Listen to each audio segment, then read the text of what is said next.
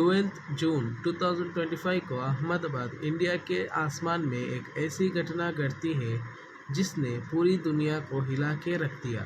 एक modern Boeing 787 Dreamliner air India flight AI-171 London के लिए उड़ा।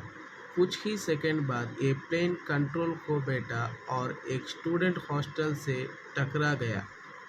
परिणाम भयंकर, 241 लोग ऑन बोर्ड थे, सिर्फ एक सर्वाइवर। ज़मीन पर भी कई लोग मारे गए। ये कहानी सिर्फ एक ट्रेजेडी की नहीं है, एक कहानी है साइंस, सर्वाइवल और एक नए सपने की। कि क्या हम एविएशन को और सुरक्षित बना सकते हैं? आइए जानते हैं कि क्या हुआ, कैसे साइंस मदद कर सकता है और एक प्रश्न जो हम सबको सोचने पर मजबूर करता है, क्या हम ऐसे जेट फ्यूल बना सकते हैं जो सिर्फ इंजन के लिए जलता हो और किसी और हालत में नहीं। फ्लाइट AI-171 ने अहमदाबाद से 1:38 PM इंडियन स्टैंडर्ड टाइम पर टेक ऑफ किया लंदन के लिए। सिर्फ 30 सेकंड्स बाद एयरक्राफ्ट ने एल्टीट्यूड खोना शुरू किया। गवाह कहते हैं कि इंजन से अजीब सी आवाज़ आ रही थी। CCTV फुटेज में दिख रहा है कि प्लेन अनकंट्रोल हो चुका था, नीचे जा रहा है और एक बिल्डिंग से टकरा गया, एक भयंकर आग में बदल गया।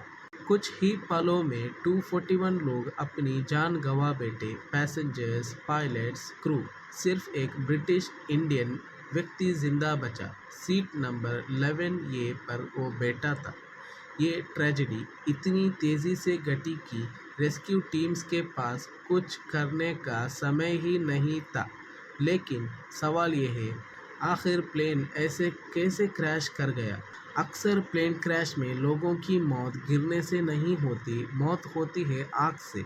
ज़्यादा केसेस में पैसेंजर्स क्रैश से बच जाते हैं, लेकिन आग से नहीं। क्यों? क्योंकि जेट फ्यूल एविएशन केरोसिन एक ऐसा लिक्विड है जो बहुत तेज़ी से जलता है ताकि प्लेन आसमान में उड़ सके। लेकिन क्रैश के समय यही फ्यूल मौत बन जाती है। जेट फ्यूल का फ्लैश पॉइंट ज़्यादा होता है, लेकिन इग्नाइट होने के बाद इसे कंट्रोल करना मुश्किल हो जाता है। ये फ्यूल तेज़ी से फैलता है, टॉक्सिक स्मोक और हाई हीट क्रिएट करता है।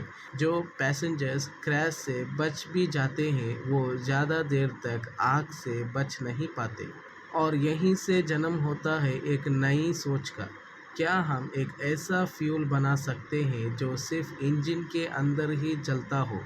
सोचिए, एक ऐसा लिक्विड जो हवा में फायर से रिएक्ट ना करे, लेकिन जेट इंजन के अंदर हाई प्रेशर या किसी स्पेशल कैटलिस्ट के साथ ही इग्नाइट हो।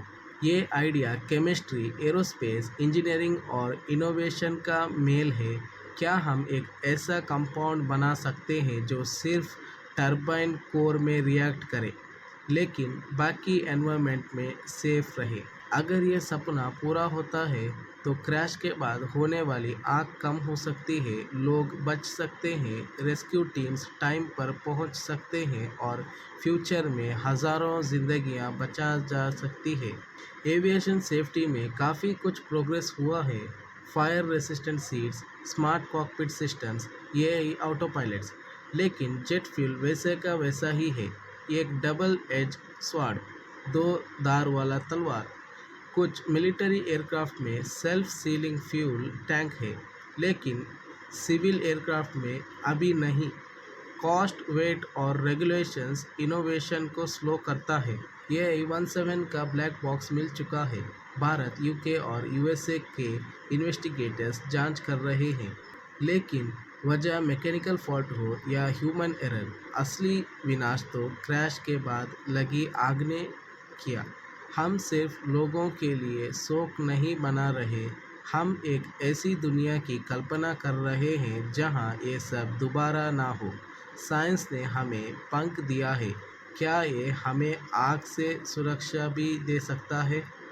अगर आप एक स्टूडेंट हैं, साइंटिस्ट हैं या एक सपने देखने वाले हैं, हो सकता है अगला ब्रेक थ्रू आप ही लाएंगे।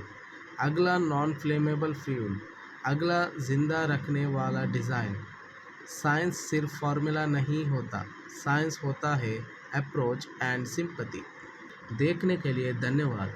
अगर ये कहानी ने आपको कुछ महसूस कराया तो इसे शेयर कीजिए। आइए साइंस को ट्रेजेडी के बीच लेकर आए, आइडियाज़ को पॉसिबिलिटीज़ के किनारे तक ले चलें।